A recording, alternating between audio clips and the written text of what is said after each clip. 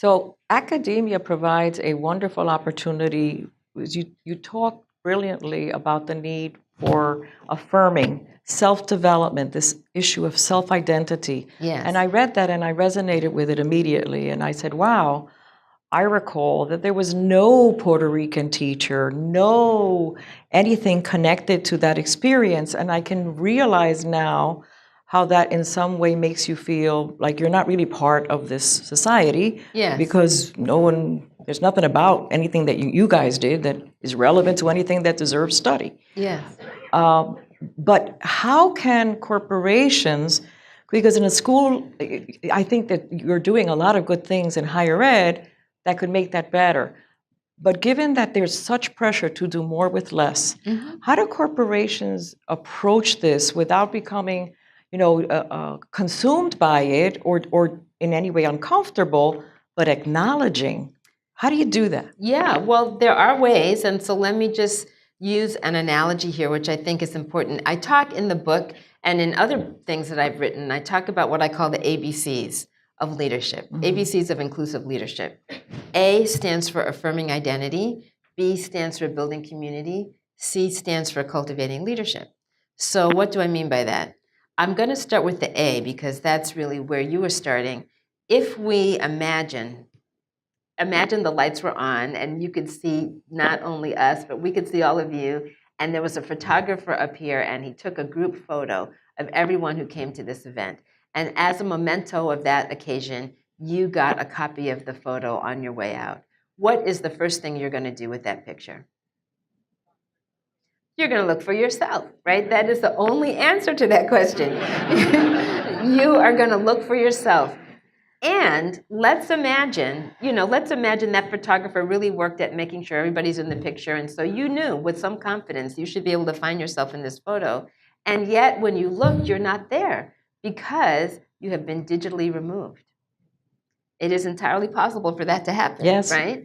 So you've been digitally removed. And then you're going to wonder, what's wrong with this picture? I was there. How come I'm not in the picture? But if we have one of these events every day, I don't know why you take a picture every day, but you do. Take a picture every day and you get a copy of that photo. Someone says, don't leave yet, wait for the photo. And then you get your copy and every time you are not in it. After a while, you are either going to say, not is there something wrong with this picture, but there's something wrong with me. Why am I invisible? How come I'm not showing up in this picture? And I can also guarantee that if in fact we're asking people to wait to get their picture taken, and you've had the experience several times of not being included in the photo, you're not going to hang around. No. You're going to get to the parking lot early. You're going to exit because why participate if you're not going to be included? Right. So the A, affirming identity, is really about how do we acknowledge everyone's presence. And there are ways we acknowledge people. You can walk around an organization as old as ETS and find pictures, right? Yes. Of people who were important to the institution's past. A lot of colleges and universities are the same way.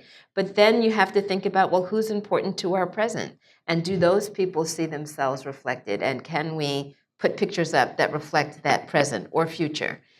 Can we think about how the stories we tell about what's being done and who's doing it and who gets included in those stories and who doesn't? Those things don't necessarily cost money. Right. But they make people feel more included. I'm going to give you a very simple example from Spelman. Opening day, new school year, students are coming in.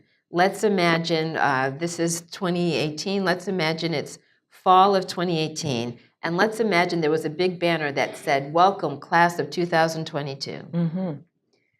Everyone would feel very welcome except for some people. And who would be feeling left out of that picture?